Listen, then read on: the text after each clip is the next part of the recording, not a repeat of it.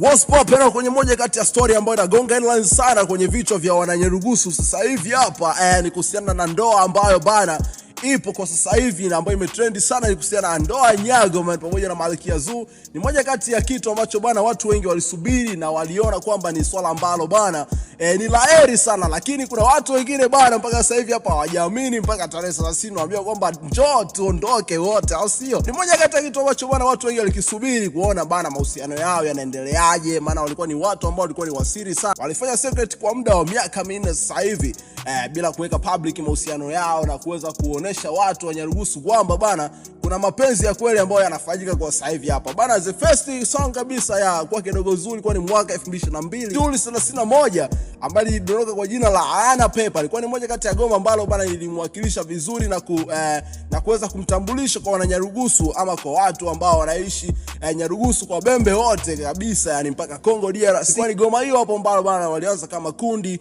na nafikiri walikuwa mtu 4 kama mtu 3 kama sijakosea, akiwemo mwanadada ambaye anaitwa Fetia ambaye alifanyika kama rapper kwenye goma hilo hapo, na alikuwa ni mmoja kati ya watu ambao wana talent kweli kweli. Lakini bana Nyarugusu anakuambia kwamba ukija nitakurudisha kama ulivyokuja, au sio bana? Moja kati ya kitu ambacho bana nimekipenda sana kwenye kapo hii hapa ni usiri pamoja na usirias ambao aliweka kwenye mahusiano yao ndani ya muda mrefu zaidi ya miaka 3-4 nao, na ilikuwa ni moja kati ya kitu ambacho bana kilikuwa ni ndoto ya kwake Dogo Zuu.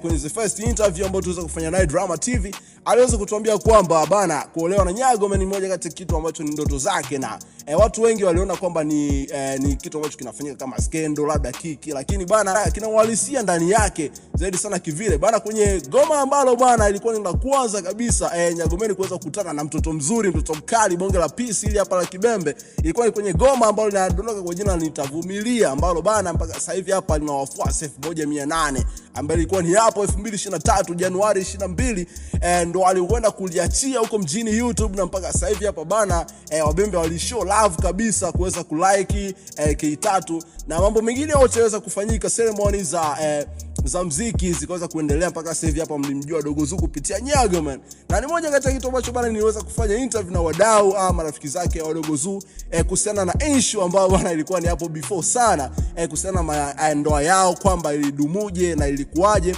bana, kwamba kumbe mwana bwana aliaso sana kuweza kumpata bonge la toto ili hapa. Ilikuwa ni moja kati ya kitu ambacho bana ilikuwa ni mtoto zake kumiliki, lakini bana kulikuwa na usumbufu hapa na pale, maana unajua wanawake bana wazee wa midenguo, au sio bana?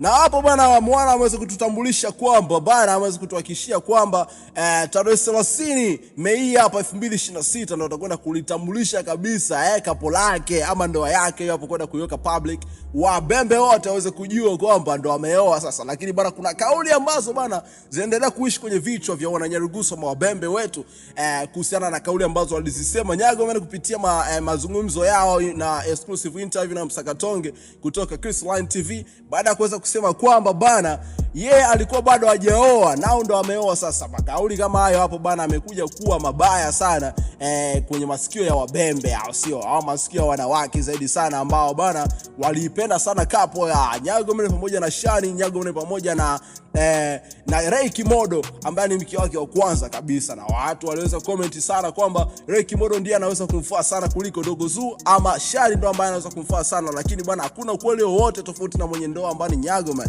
Na hapo bana nitakwenda kuachia voice ambao bana aliweza kuongea kuhusiana na issue zima ya kuoa ama kuweza kuachana na wake zake na kuweza kuingia kwenye ndoa jipya, au sio bana? Moja kati ya kitu ambacho nataka nikusanue kwamba bana Dogo Zuu alikuwa ni msanii wake toka kitambo sana, na waliishi kwenye ndoa na drama nyingi sana. Watu walikuwa wanahisi kama wapo kwenye ndoa ama wapo kwenye mahusiano kufuatana na picha ambazo ili trend. Ilikuwa ni mwaka 2024 baada ya kutrend kama wametengeneza kapo hivi ama ndoa, wamevishana shela, suti nyingi sana kibao nini, lakini bana waliweza kuja kusanuka kwamba ile sio kweli.